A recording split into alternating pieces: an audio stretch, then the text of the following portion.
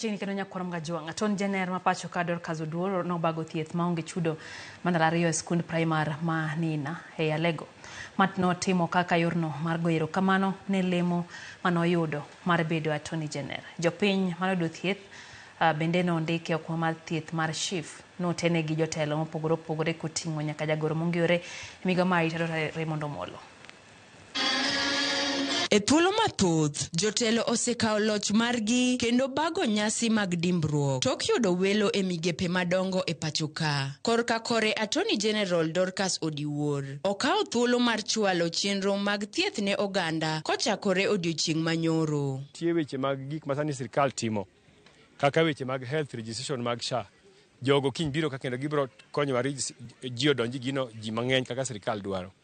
Nitie weche mag yudo tije. Nitie sani sirkal tije mang'eny ma ji yudo ma itero ji oko mar Kenya. Oganda nochopo e skund primar ma Nina yudo chenro mathoth mag sirikal, kaka kao opande, oboke mag nyuol, yudo otese mag good conduct, manyo tich kod weche mamoko mathoth mane okelnegi. Wamor ahinya nikech service mana yudo kawuono en mar certificate mag good conduct kendo services mokel ka mag health girigo maru nyithindo kao ID, nyithindo kao birth certificate, jomoken kao marriage certificate. Kendo wamor ahinya nikech magi gik madhi konyo rowere, magi gik madhi konyo oganda, magi madhi konyo ojende ka gidhi manyo tich. E weche mag thieth, jatelo no oriwore gi nyawadgi. Eneno ni jo Alego Usonga ondikore ne okumba manyien mar thieth SHIF kaachiel gi yudo thieth ne tuoche ma opogore. Services mokelo nwa beyo, achiel kuom gin magi medical camps, dhi maber, jotuoche ng'eny. Population ma jotuo ok mang'eny molo ng'ata kod population ma youth. Arrangement otim maber, kech wanwang'o ka area nitie experts matiye. Sa health services, wan gi x-ray, wan kod consultation rooms, kendo patients are being attended well.